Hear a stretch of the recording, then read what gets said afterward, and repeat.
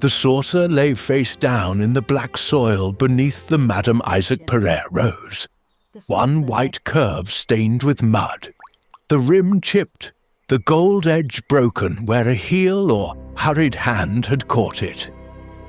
Miss Marple noticed it before she noticed the man. She had paused because of the scent. It hung low over the path and the flower beds in a manner almost oppressive. The roses at Rosebank Hall were of the old lush sort, bred for fragrance and abundance, rather than discipline, and their sweetness rose from the warmed air like something overripe in a fruit room.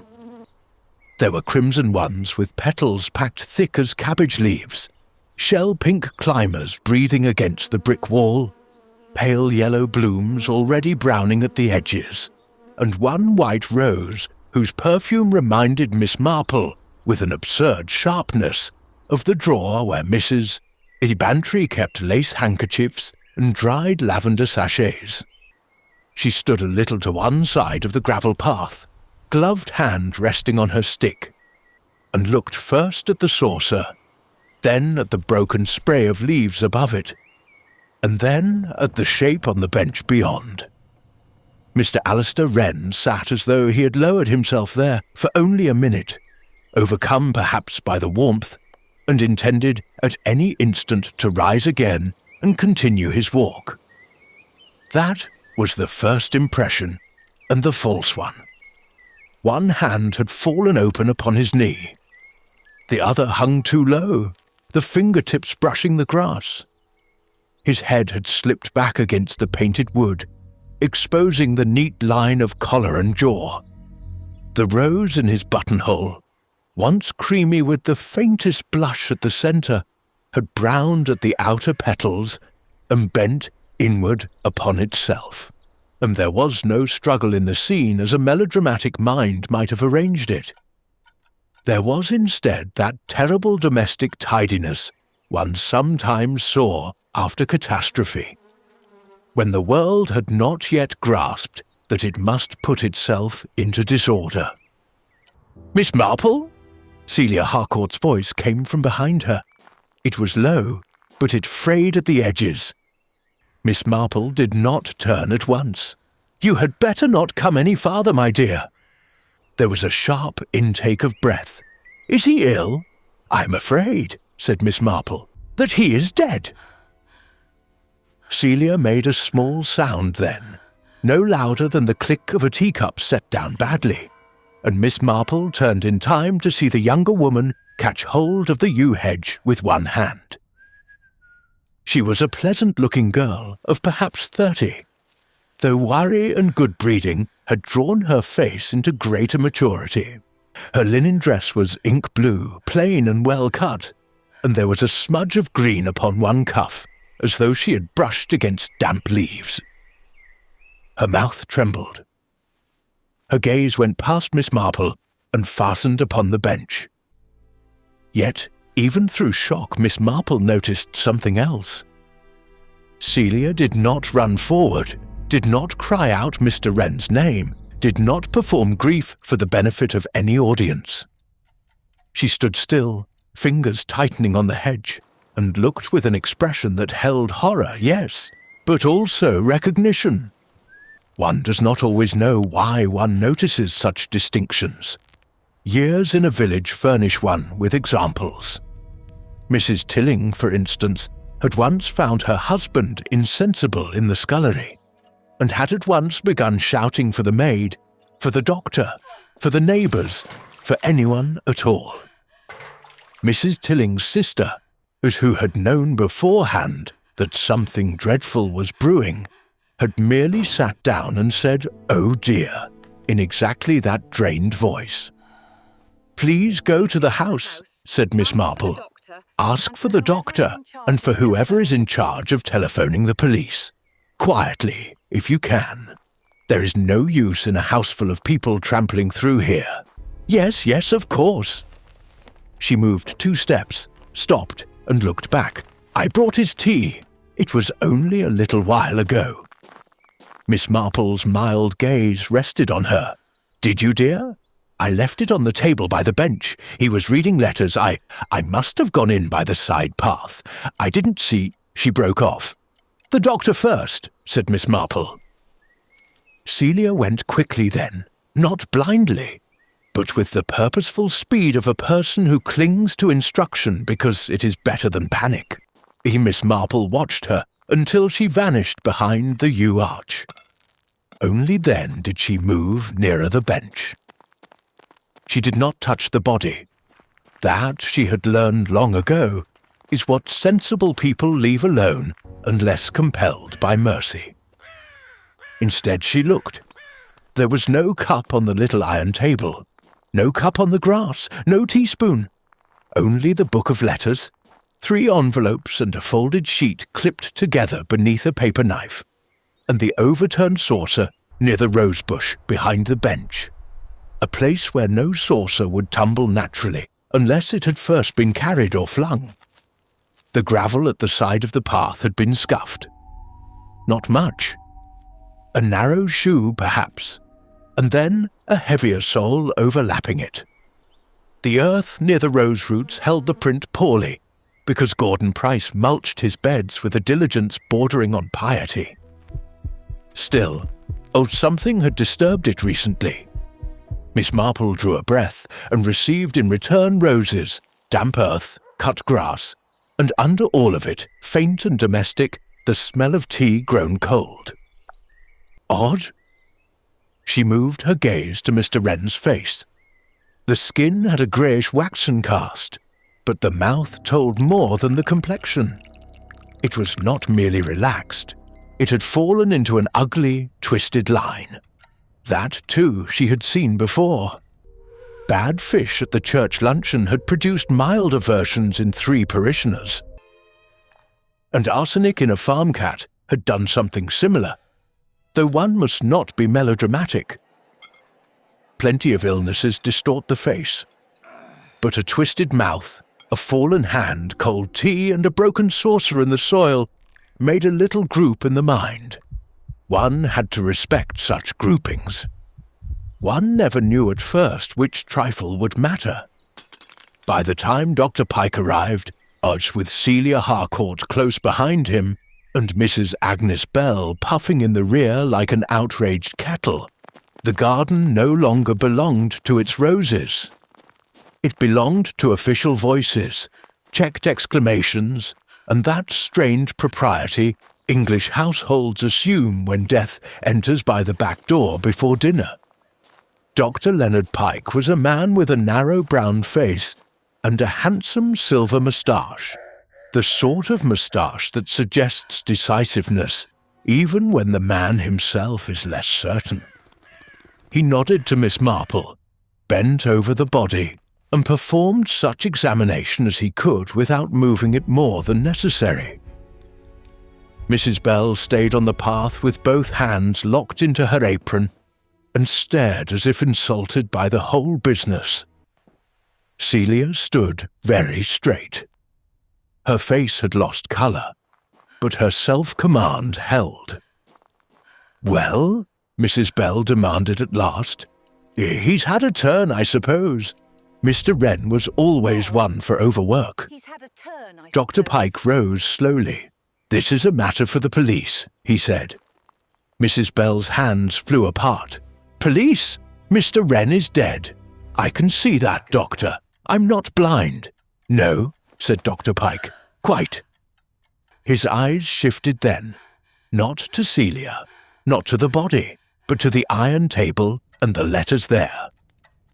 Miss Marple noticed it because it was such a quick little movement. Some people cannot hear the word police without glancing, involuntarily, toward the thing they fear will be examined. Celia spoke in a dry voice. "You think he was poisoned?" Mrs. Bell gave a gasp. "Miss Harcourt," Dr. Pike said sharply, "no one has said any such thing." "But you thought it," Celia returned.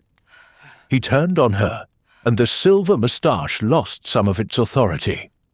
"Any sudden death requires caution." "Caution," repeated Mrs. Bell. "In this house? Well, I never—" "Who is in the house at present?" Miss Marple asked. It was a simple question. Simple questions are sometimes the best sort. Who is in the house? Mrs. Bell answered automatically. Miss Evelyn is in the morning room. Mr. Julian went up after luncheon and hadn't come down when Miss Harcourt asked for the tray. 2 maids indoors, cook in the kitchen, Price in the glass house or thereabouts, and young Arthur at the stable cottages. Why?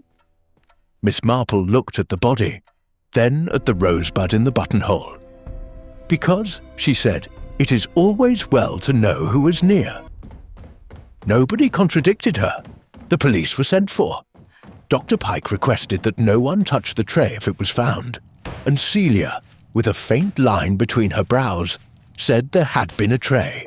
Certainly there had, with the blue Worcester pot and the small porcelain milk jug Mr. Wren preferred, because he disliked cream.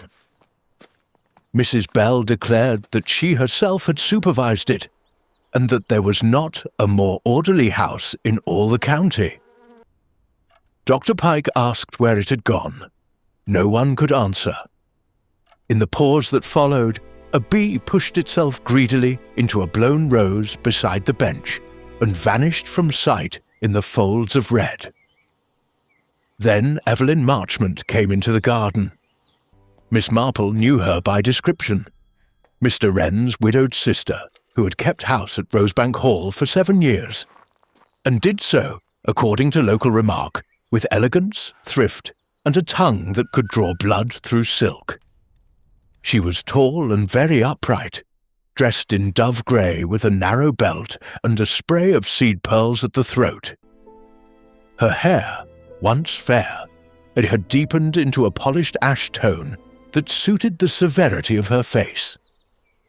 She did not hurry. She crossed the path between the rose beds with measured steps and came to a stop when she saw the bench. One hand went to the pearls. Only one. Her lips parted. "Alastair," she said, that was all. No sob, no rush, no collapse. Merely the name, spoken as one might touch a bruise to see if it still hurt.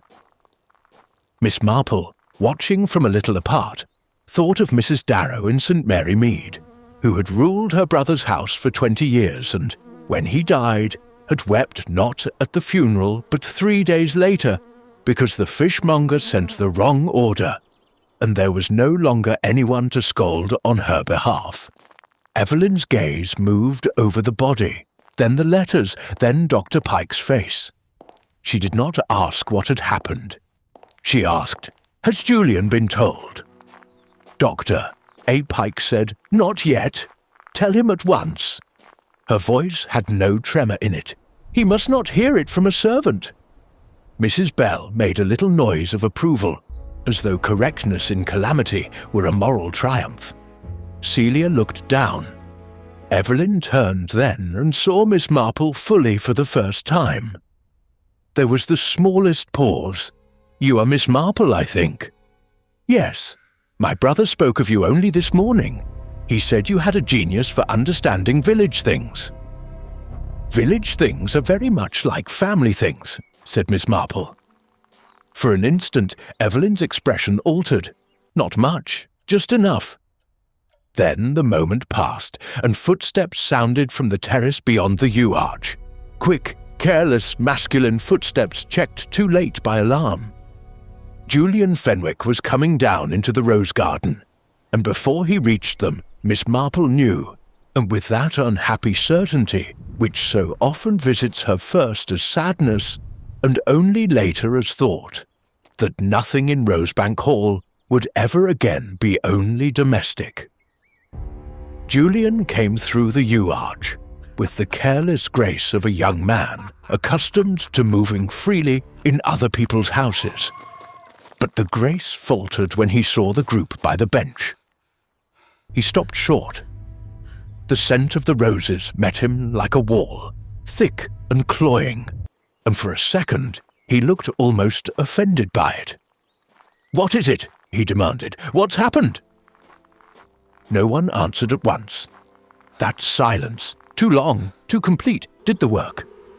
His gaze shifted to the bench, He stared.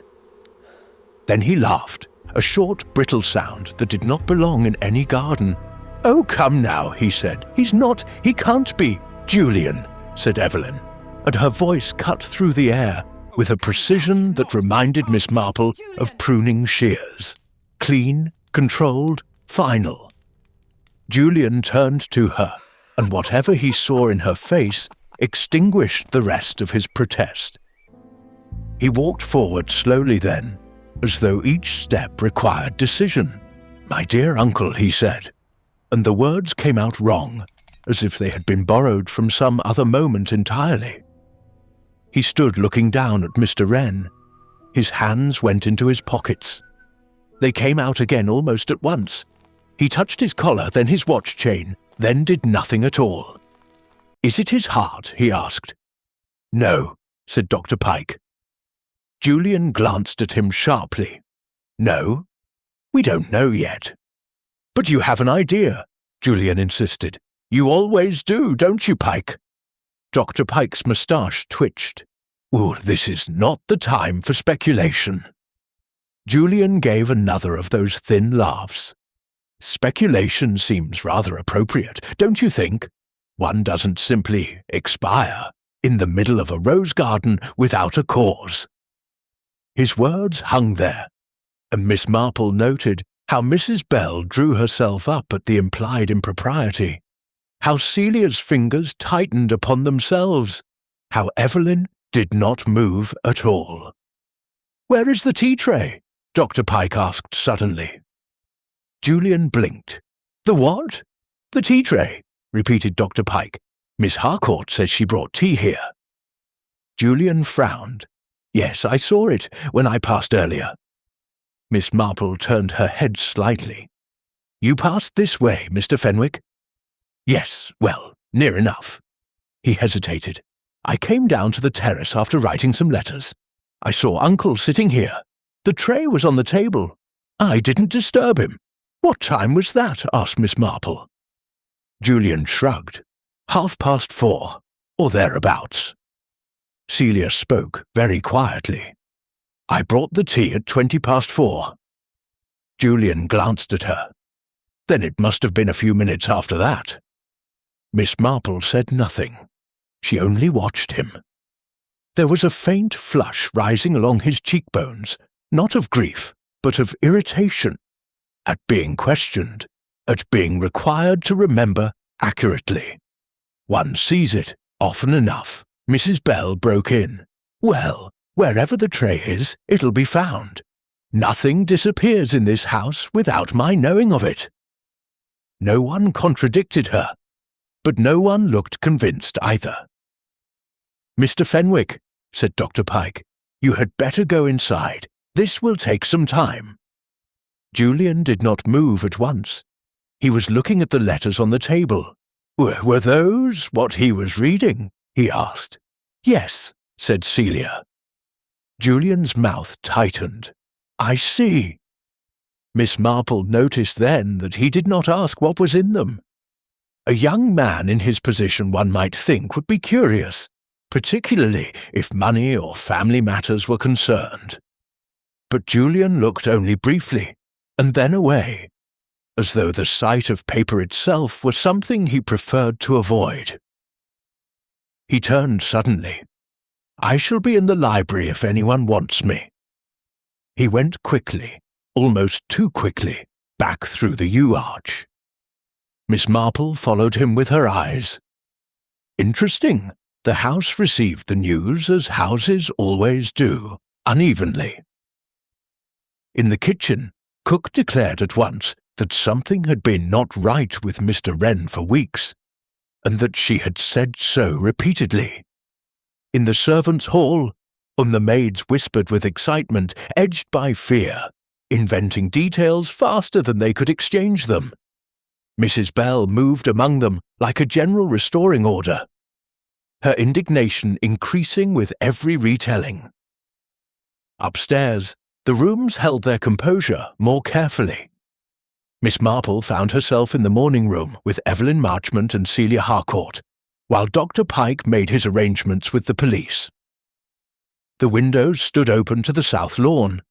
The scent of roses drifted faintly even here, tempered now by beeswax polish and the cool dryness of shaded furniture.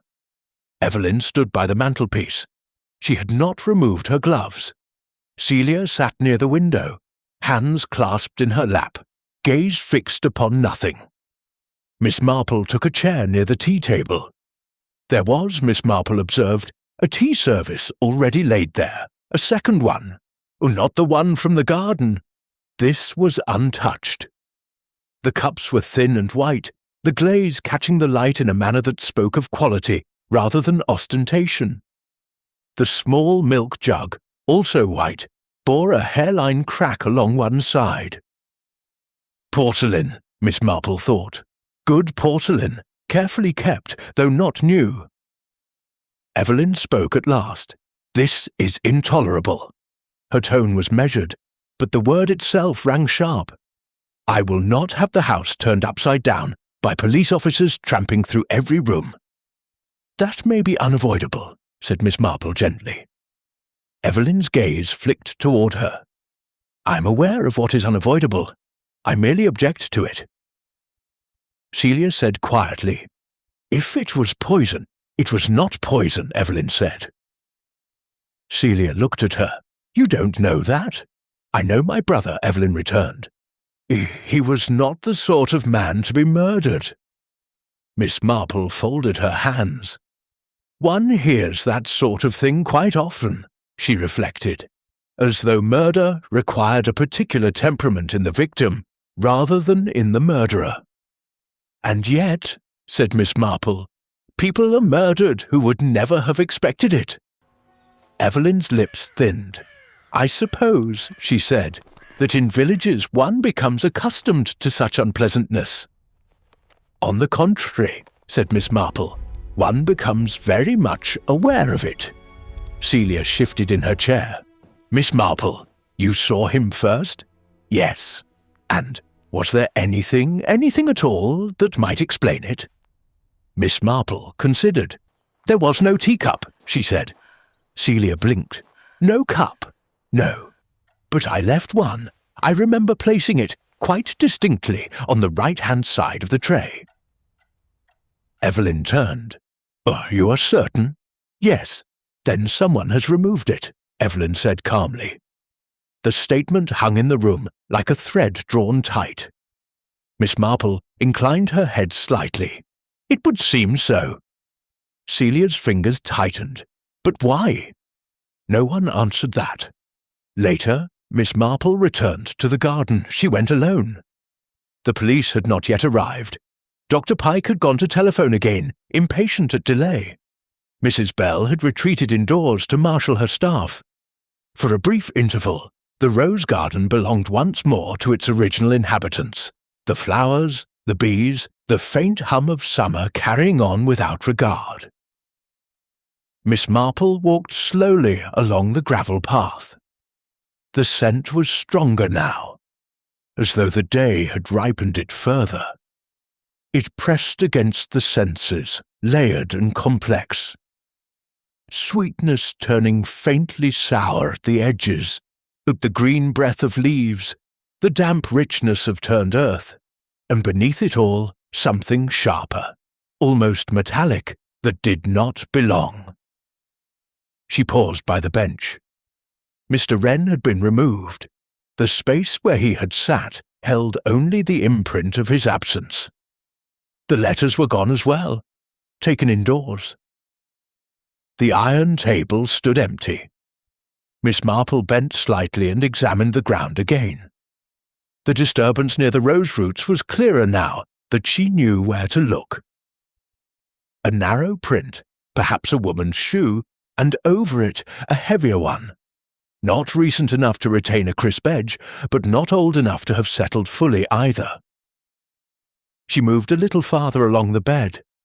The roses here were of a deeper red, their petals almost black at the heart.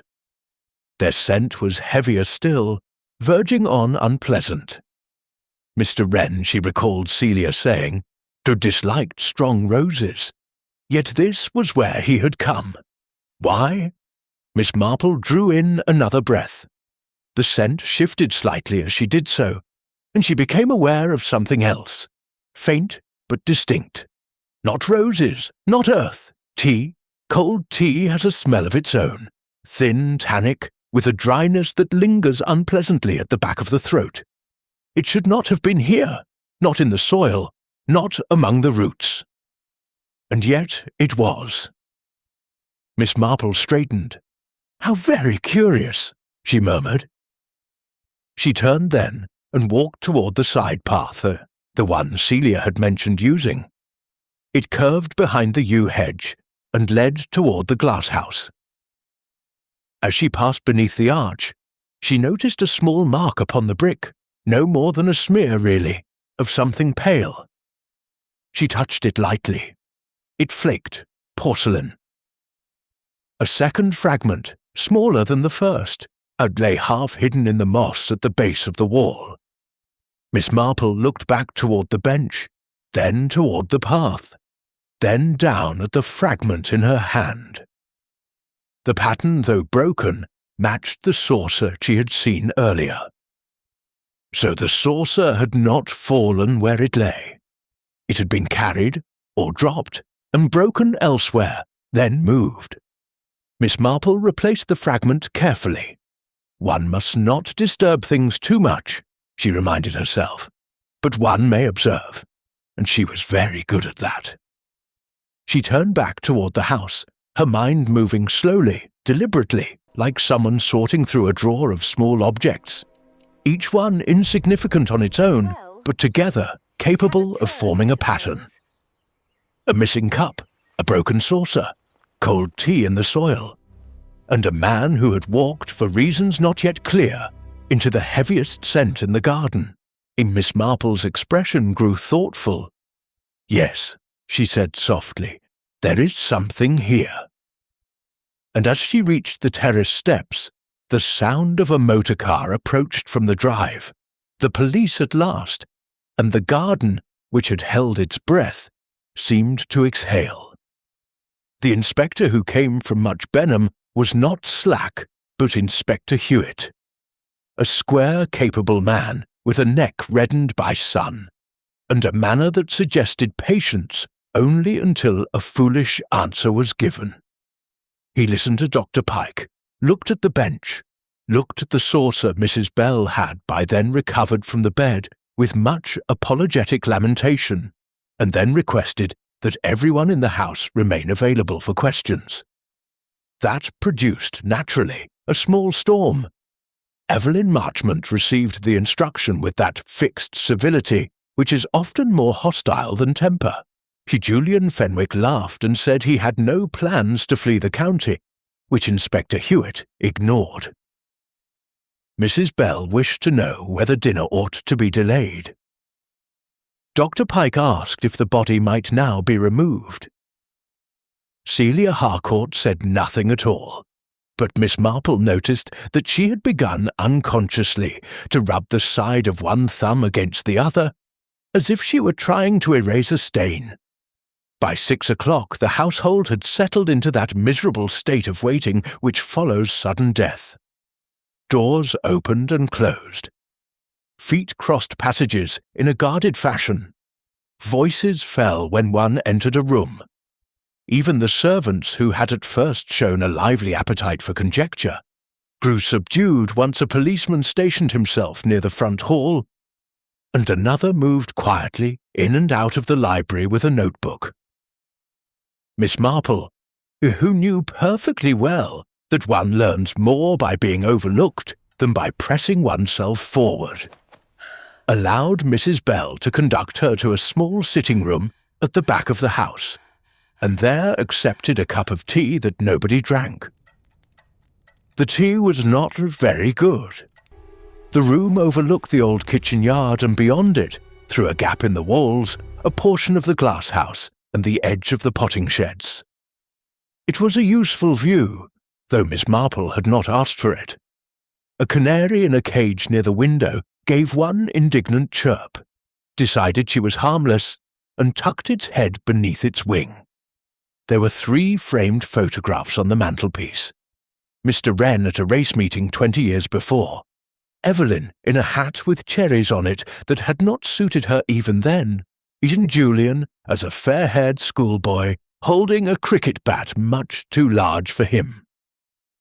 People do not alter as much as they think. Mrs. Bell came in after some 20 minutes and shut the door behind her with care. "Well," she said, coming forward and lowering her voice, though there was no one to hear, "it's a dreadful business." "Yes," said Miss Marple. Mrs. Bell sat down on the edge of a chair without being invited. She was a large woman, broad through the shoulder, with capable hands and a complexion that suggested a lifelong battle with hot kitchens. Her hair was iron grey and arranged in a way that must have cost effort every morning. At present, a lock had escaped over one ear. She did not know it. That alone told something of her disturbance. "He was a very exact gentleman," she said, "regular in his habits, particular. Not one to go blundering into trouble." Miss Marple murmured agreement. "And if there's one thing I will say, it's this. Whatever's happened, it didn't happen because of any carelessness in my department." "Of course not." Mrs. Bell brightened at once. "You understand housekeeping, Miss Marple. That's what I've always said. There are ladies who have no notion what it means to run a proper establishment. But you look at a tray, and you know whether a maid has been slovenly, and you can tell by the state of a sideboard what sort of woman rules a house." "There is a good deal in trays," said Miss Marple. "Exactly."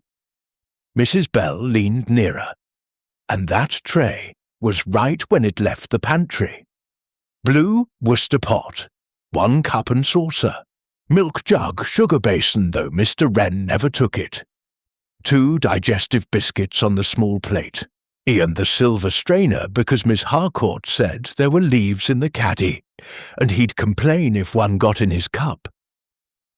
I saw it myself. Who carried it out? Miss Harcourt. She often did, afternoons. He liked her to bring letters with the tea if there were any. Miss Marple nodded. And at what time? 4:20, or a minute or two later. I remember because cook had just taken the scones out. It was exactly then the clock over the back stairs struck the quarter. Indeed, Mrs. Bell pursed her mouth, unless it was a little after.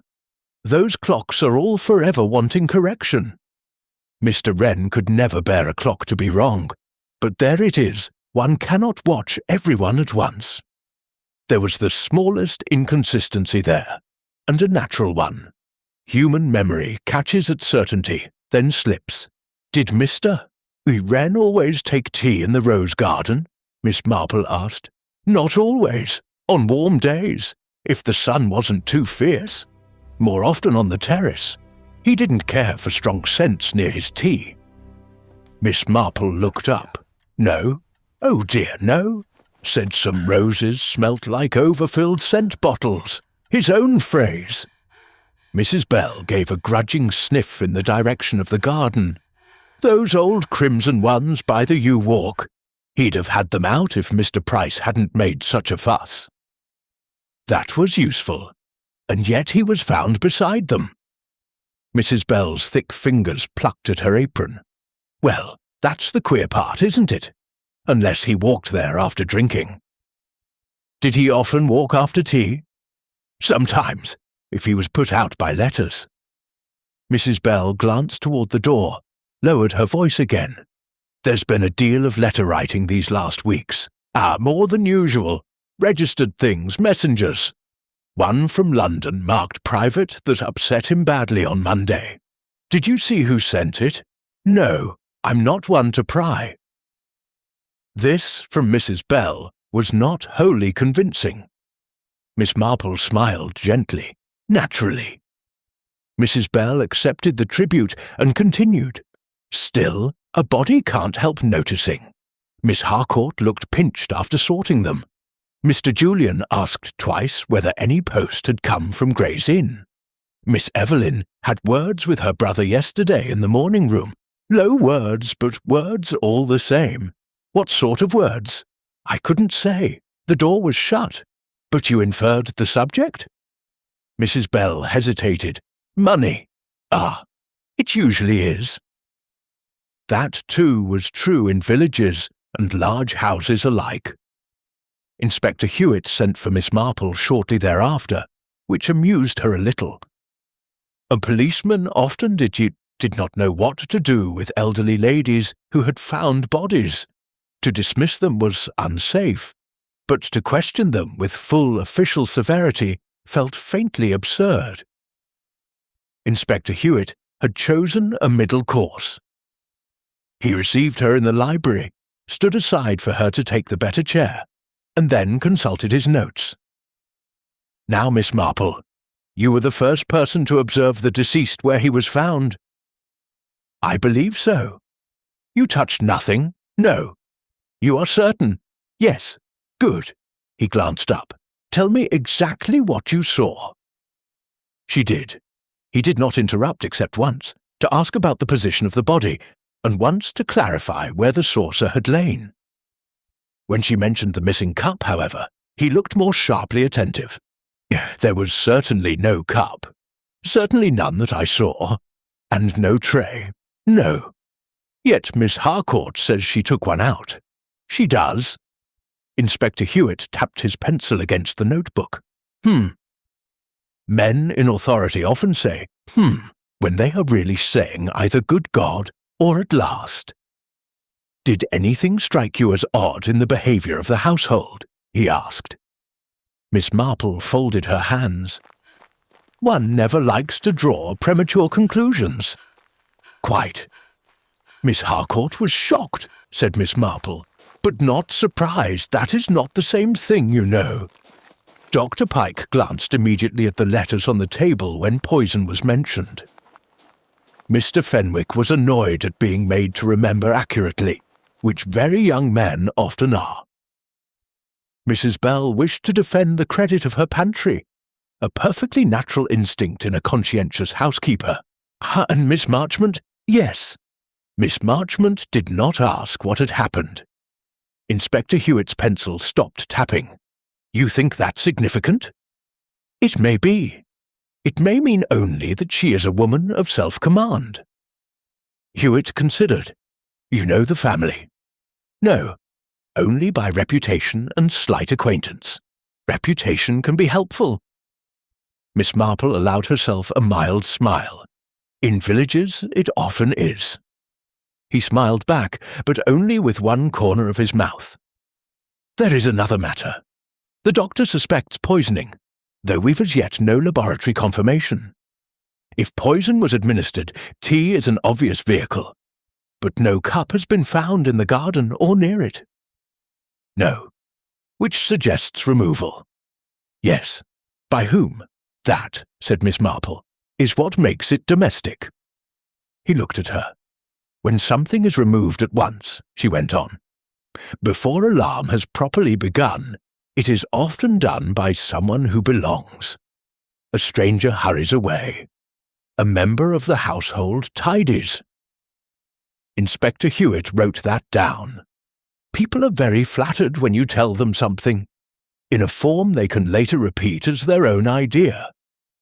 He asked 2 or 3 more questions, none of them especially useful, and then thanked her with a seriousness that suggested he had not expected much, and had received more. As she was rising to go, the door opened, and Julian Fenwick came in without knocking. He stopped when he saw her. Oh, am I interrupting? Yes, said Hewitt. Julian grinned faintly. Then I am sorry. You wanted me, Constable said. I do now, said Hewitt. Sit down, if you please. Miss Marple moved toward the door. Julian stood aside for her with the easy manners of a charming young man who had learned charm partly as a social grace and partly as a defence.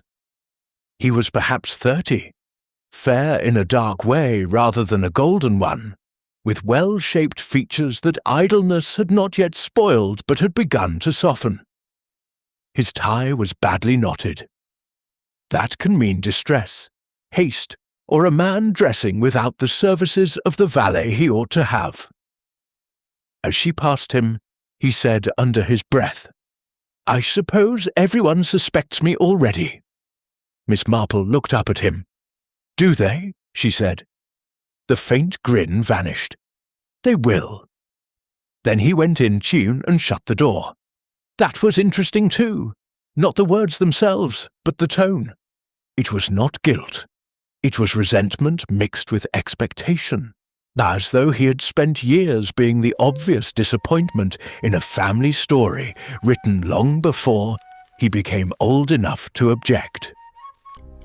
When Miss Marple reached the hall, she found Celia Harcourt standing at one of the windows with a sheaf of papers in her hand. She turned quickly. "Oh, I beg your pardon. You were looking for someone?" "Yes, no. I was only trying to decide whether Inspector Hewitt ought to have these." She held up the papers. Miss Marple, without appearing to do so, noted that her hands were steady now. "What are they?" "Copies." Celia drew in a breath. "I ought not to have made them, perhaps. But Mr. Wren dictated a good many letters, and sometimes one likes to know where one stands." "Very sensible," said Miss Marple. Celia stared at her. "Most people would call it disloyal. Only people who have never needed protection." A flush came into the younger woman's face. "They are mostly about money," she said. "His solicitor. Some notes regarding changes to his will. One letter to Dr. Pike asking for a private talk. And another." She stopped. "Yes. One to Mr. Julian, not sent, torn up, then put back together. I copied that one too." Miss Marple said quietly, "You had better tell the inspector." Celia looked past her toward the library door. "If I do, Mr. Julian will think I meant to ruin him." "Did you?" "No." The answer came at once. Then, after a pause, "I don't know." Miss Marple did not speak. Celia's fingers moved over the top sheet. Mr. Wren was going to alter everything, not only the money. He meant to send Mr. Julian away from the house. He meant to reduce Miss Evelyn's allowance. He meant to dismiss me too, I think, though in a kinder fashion. He wanted cleanliness. That was his word. A little cleanliness before I die. How unpleasant! Yes. Did he believe himself dying? Celia blinked. "No, I don't think so. Only growing old." Old age, Miss Marple thought, often produces an appetite for rearrangement in men who have tolerated disorder for years. They wake one morning and decide to govern from the grave if they cannot govern in person. "Was he fond of you?" she asked. Celia gave a strange little smile. "Not in the least. He trusted my efficiency and disliked my opinions." "That can be very useful in a secretary." "Yes. Did he dictate any letters today?" "2 in the morning. One to the bank, one to his solicitor in London. I posted neither. And they are in the dispatch case." "Did anyone know their contents?" "Miss Evelyn guessed enough. Mr. Julian guessed more." "And Dr. Pike?" Celia hesitated. "There was a note for him," she said. "A request that he come this afternoon if convenient. I left it at the surgery at 1 o'clock. Did you read it?" "No." This time the answer was not immediate. Miss Marple looked at her gently. Celia lowered her eyes. "Only the beginning. Mr. Wren said he wished to discuss certain payments and a moral obligation long overdue. I thought it had to do with Miss Evelyn's accounts. Now, I am not so sure." "That was very useful indeed." Voices sounded from the library. Inspector Hewitt questioning in his level tone, Julian answering rather too brightly. Celia flinched at the sound of Julian's name, not in romance, Miss Marple thought, but in dread of entanglement. "Tell the inspector all that," she said. Celia gave a short nod and went. Miss Marple remained where she was for a minute or two, looking out through the hall window toward the lawn beyond. The evening light had mellowed. A gardener, Price no doubt, was standing motionless near the glasshouse with his cap in his hands, as though he had been interrupted in the middle of a task and forgotten how to resume it. The roses beyond the yew wall made a dense coloured bank against the lowering sun. Beautiful, certainly. Beauty is sometimes the most effective disguise. Then Dr. Pike came down the corridor and nearly ran into her. "Oh, Miss Marple!" He recovered himself quickly. "I did not see you, no?"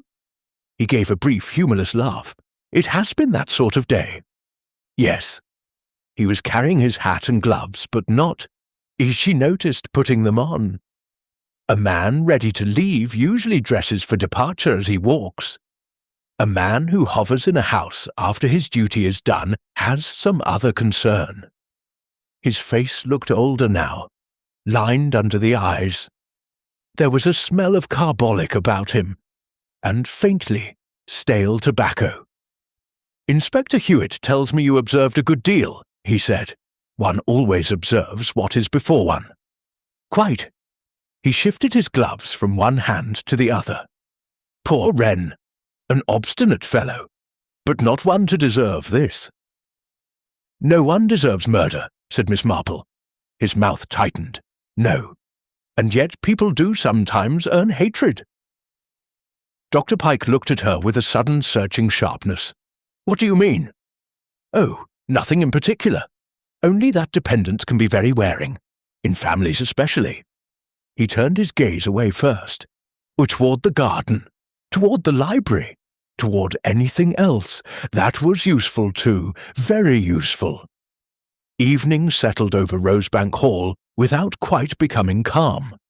Lamps were lit, doors closed with deliberation. Footsteps passed more often than they needed to. Inspector Hewitt moved the centre of things to the library, and one by one the household went into him and came out again, altered in some slight but telling way. Miss Marple, who had not been asked to return at once, remained in the morning room for a time. The second tea service still stood upon the table. The cups had not been touched. A skin had formed over the surface of the pot. She lifted the lid, not to pry, but because one does such things when they are there to be done. The smell rose, faint and tannic. There was nothing wrong with it, save that no one had drunk it. She replaced the lid and turned her attention to the small milk jug.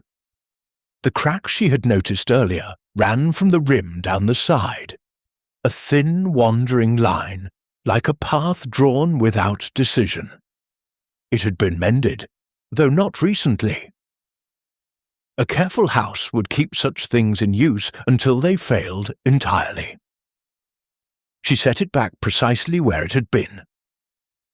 Porcelain remembers hands. The thought came to her without effort, as certain little sayings do, and she sat down again, knitting forgotten in her lap, and allowed her mind to move over the afternoon once more. The saucer in the soil, the fragment by the yew wall, the absence of the cup, the smell of cold tea in a place where tea did not belong.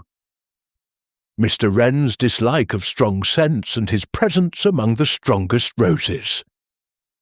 And then, more delicate than any of these, of the small behaviours, glances, hesitations, the way a sentence is begun and then altered. She was thinking of Evelyn Marchmont when the door opened and that lady entered. "Miss Marple." "Yes, Miss Marchmont." Evelyn closed the door behind her with care. She had removed her gloves. Her hands were very white, the fingers long and controlled. There was a faint indentation at the throat where the pearls had been. She had taken them off as well. "I hope you are comfortable," she said. "Quite, thank you." There was a pause. "I have been told," Evelyn went on, "that you are assisting Inspector Hewitt. I am answering his questions." "Of course." Evelyn moved a little nearer the window. "It is a distressing situation. One wishes to be of help, and yet—" She stopped. "And yet," said Miss Marple, "one does not wish to encourage fantasies." Miss Marple looked at her. "Murder is not a fantasy," she said. "No." Evelyn's voice did not rise. "But suspicion can be. Yes. And once suspicion is introduced into a house, it spreads. It attaches itself to trifles. It makes people behave absurdly. That is true." Evelyn turned. "Then you will understand my desire to prevent that, if possible." Miss Marple folded her hands. "I'm afraid that is not within my power." Evelyn's lips curved very slightly. "No, I should have thought. That truth is the only thing that prevents suspicion," Miss Marple said gently. "And truth, I am afraid, has a way of emerging whether we wish it to or not." Evelyn was silent for a moment. "You speak as though you already know what the truth is." "Oh, no," said Miss Marple. "I am only beginning." Evelyn's gaze rested on her with a peculiar steadiness. "My brother," she said, "was a man who liked order. He did not tolerate disorder in his affairs. He was exact." "So I have heard. He had recently decided to make certain changes. That is no secret. It is also no crime. No. But it may give rise to misunderstandings, to resentments. People imagine themselves wronged when they are merely disappointed." Miss Marple inclined her head. "That happens very often." Evelyn moved to the table and touched the handle of one of the cups, then withdrew her hand as though the contact had surprised her. "He meant to alter his will," she said. "Yes. He meant to reduce allowances, to rearrange responsibilities, to bring in new people, to send away others. So Miss Harcourt told me." Evelyn's eyes flickered. "Did she?" She was concerned. She would be. Evelyn's tone was even. "She has reason. And you?" Evelyn's hand rested again upon the cup. "I have always had reason." Miss Marple said nothing. Evelyn lifted the cup a fraction, set it down again, and then looked directly at Miss Marple. "I do not wish my nephew to be suspected," she said. "Why should he be?" Evelyn smiled very slightly. "You have spoken to him?" "Yes." "And you have observed him?" "Yes. He's charming. He is also imprudent. Many young men are. And he is in need of money. That is also common." Evelyn's smile faded. "My brother intended to remove him from the house, to send him abroad perhaps, without further assistance." Miss Marple considered. "That would be difficult for him." "Yes. And you think that gives him motive?" "I think," said Evelyn, "e'en that it gives others reason to suspect him, which I should prefer to avoid." "Because you are fond of him?" Evelyn's hand stilled. "Because he is family." "That is not always the same thing." "No." There was a small silence. "Did you bring tea to your brother this afternoon?" Miss Marple asked. Evelyn looked up, sharply enough to betray the effort of not looking so. "No, Miss Harcourt did." "You did not go into the garden afterward?" "No." "Did you see him at any time after luncheon?" "I spoke to him in the morning room at 3 o'clock." "About the changes?" "Yes." "And then I left him." "At what time?" "Shortly after 3." Miss Marple nodded. "And you did not see him again until he was found?" Evelyn's voice did not change. Miss Marple let the matter rest. People who lie outright often do so with more detail. People who lie by omission give only what they must. "Thank you," she said. Evelyn inclined her head and left the room. Miss Marple sat for a few minutes longer, then rose and went in search of the garden again. Gordon Price was in the glass house, as Mrs. Bell had suggested, though he was not working. He stood among the rows of potted cuttings with his hands behind his back, looking at nothing in particular. He turned when Miss Marple entered, and his face showed the sort of reluctant respect working men often give to elderly ladies who carry themselves with authority. "Evening, ma'am. Good evening, Mr. Price." He nodded. "Bad business?" "Yes." He shifted his weight. "They've been asking me questions. I expect so. About the beds." He gestured toward the open door, beyond which the rose garden lay in deepening shadow. "Whether anyone's been digging." "And have they?" Price hesitated. "I keep my beds in order, ma'am." "That was not my question." "No." He rubbed the back of his neck. "There was a bit of turning done last week. Not much. Just the old bed by the yew-walk." "The one with the dark red roses?" "That's the one. Why was it turned?" "Orders," he said. "From whom?" Price looked at her, then away. "Mr. Wren." "And what did he say was to be done?" "Only to turn the soil. Clear out anything that shouldn't be there." "Anything in particular?" "No, ma'am." "And did you find anything?" Price hesitated again. "One finds things," he said at last. "In old beds, bits of china, nails, broken pots, that sort of thing." "Anything else?" "No." Miss Marple watched him. He was not a man accustomed to lying. He did it badly, but with pauses and evasions that drew attention rather than deflected it. That in itself was instructive.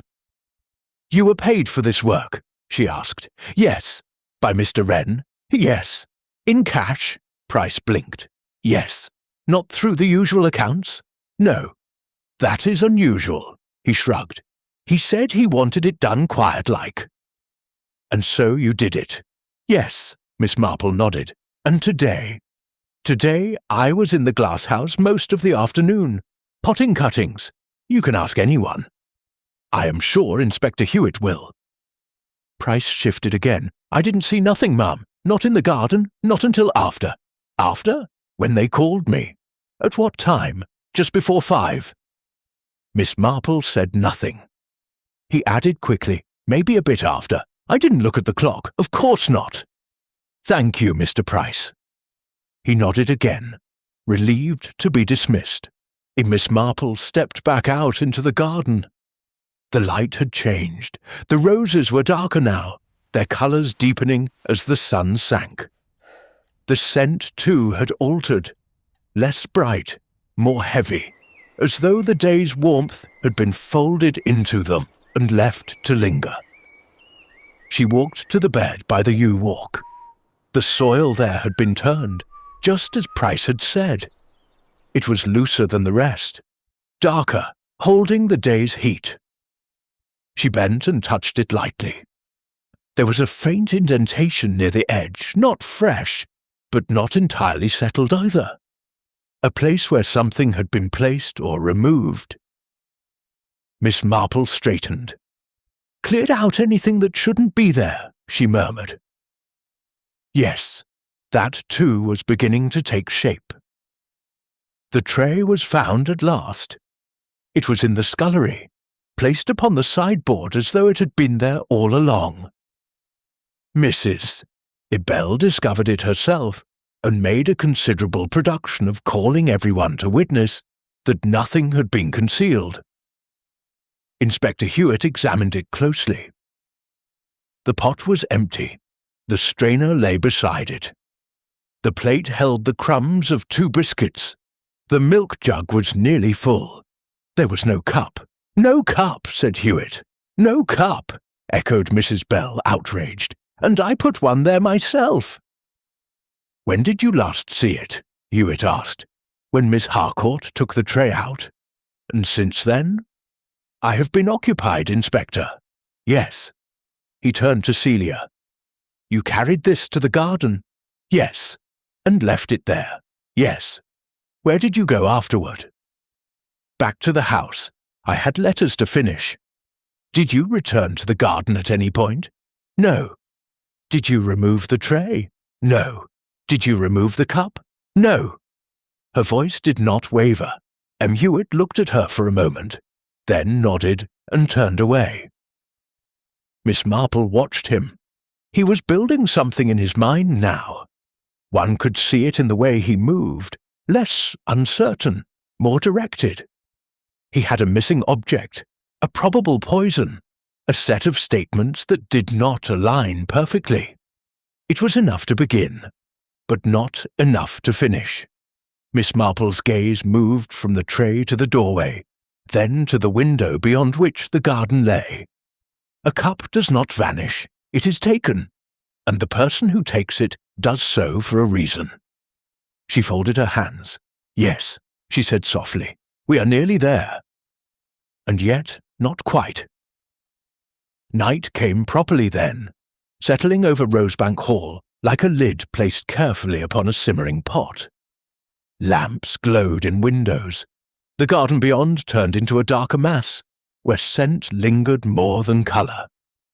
Inside, voices grew lower, movements more deliberate, as though the house itself had learned that something irreversible had taken place and must now be borne with dignity.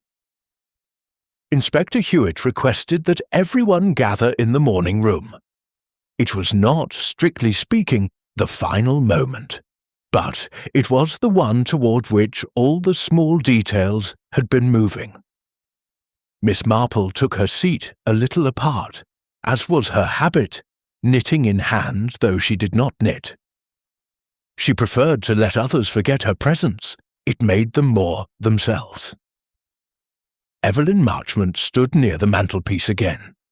Julian Fenwick leaned against the back of a chair, one hand gripping it rather too tightly. Celia Harcourt sat upright, papers no longer in her hands but not far from her thoughts.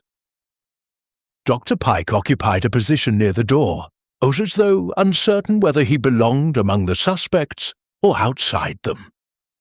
Mrs. Bell hovered behind, disapproving of everything but unwilling to miss anything. Inspector Hewitt looked at them all, then began. "We have established," he said, "that Mr. Wren died some time between 25 minutes past 4 and a few minutes before 5. He was last seen alive by Miss Harcourt, who brought him tea. He was found by Miss Marple. The doctor's preliminary opinion suggests poisoning, though confirmation must await further examination." He paused. "The difficulty lies in the means. The tea tray was removed. The cup is missing. That indicates deliberate action." Julian shifted. "It indicates someone cleared it away.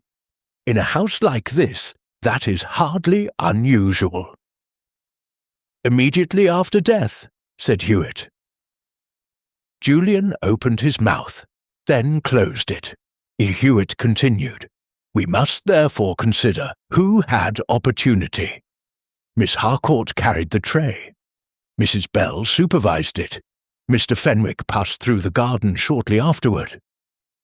Miss Marchmont was in the house. Dr. Pike arrived later. Mr. Price was in the glasshouse." He turned a page in his notebook. "Each of you has provided an account. Some of those accounts do not align perfectly." That produced a ripple. Small, but real. "Time is often misremembered," said Evelyn calmly. "Yes," said Hewitt, "but behaviour is not." Miss Marple's needles clicked once, very softly. Hewitt glanced at her, then back at the others. "For instance," he said, "Mr. Fenwick states that he saw the tray at approximately 4:30. Miss Harcourt says she delivered it at 4:20. That is not inconsistent, but Mr. Price places himself in the glass house until nearly 5, yet no one saw him there at that exact time." Price shifted, but said nothing. "Dr. Pike," Hewitt went on, "received a note requesting his presence this afternoon. He arrived after the body was found. That is consistent. However, He has not yet explained the nature of the financial discussion Mr. Wren wished to have. Dr. Pike's face tightened.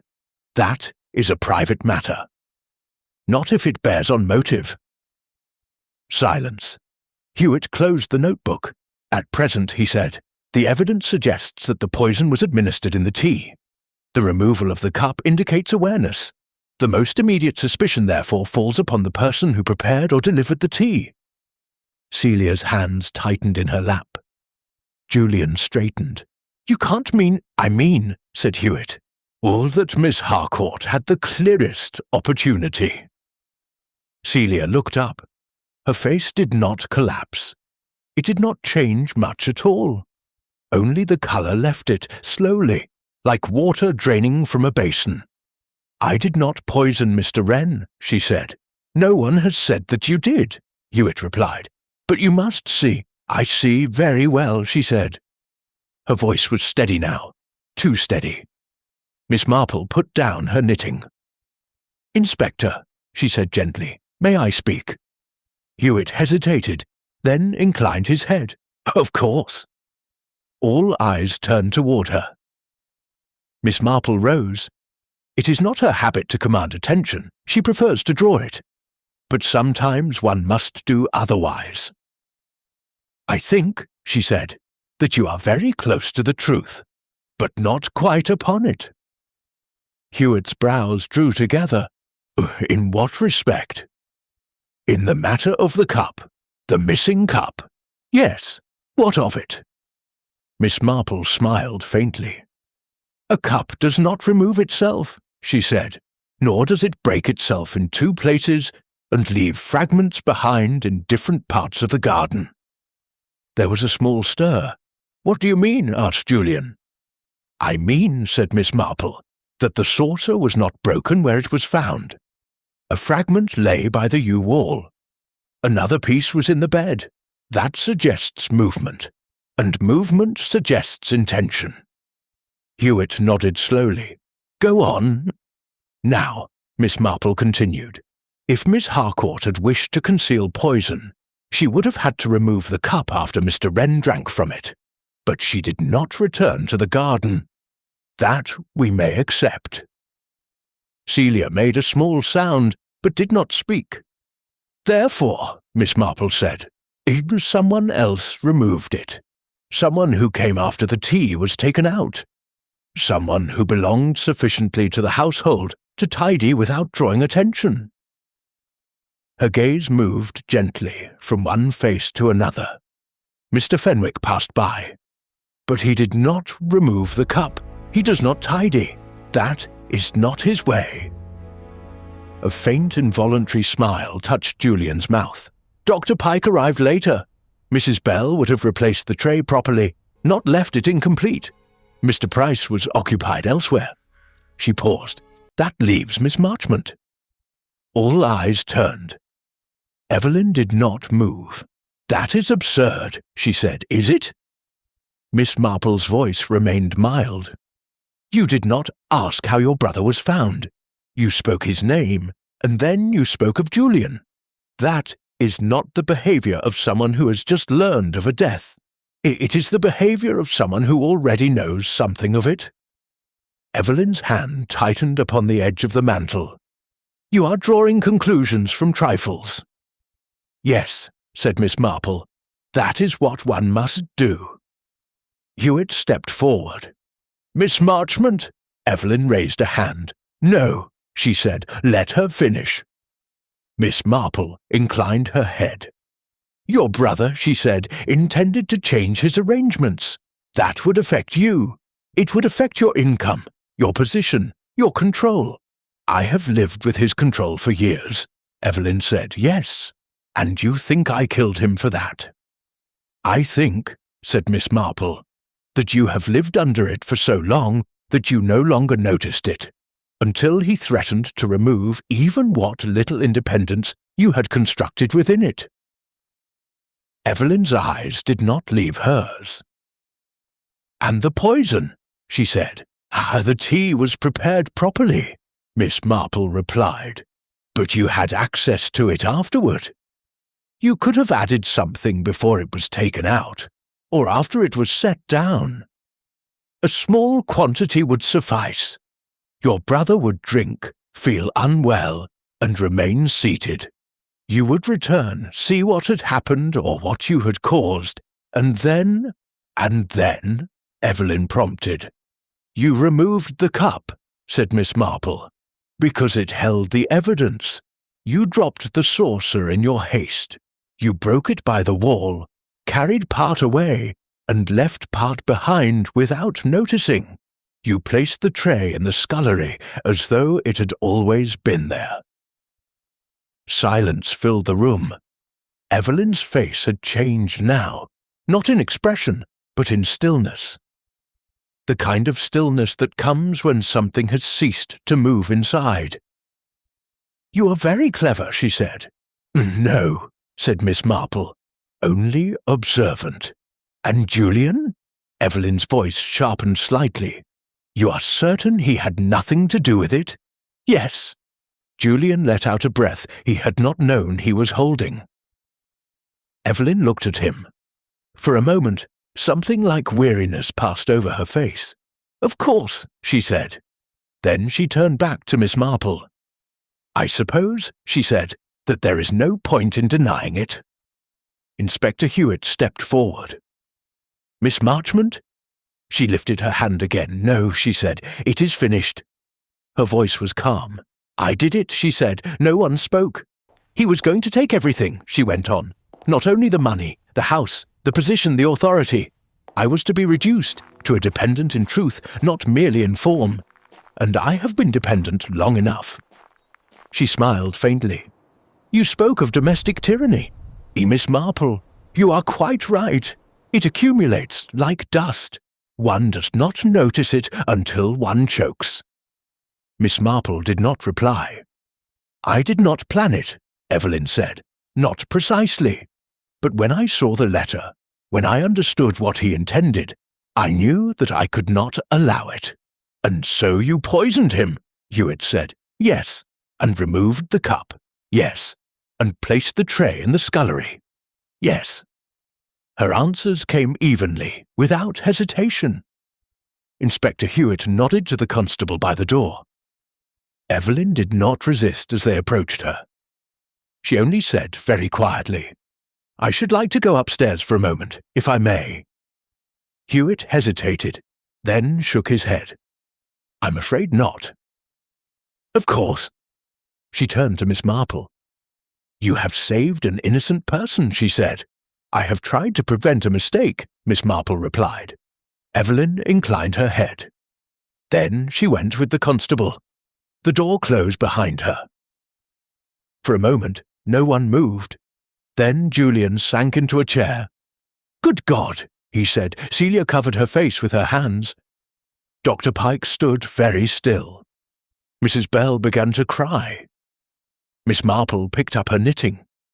Outside, the scent of the roses lingered in the night air, sweet, heavy, and just faintly spoiled. And in the morning, she knew, it would be the same again.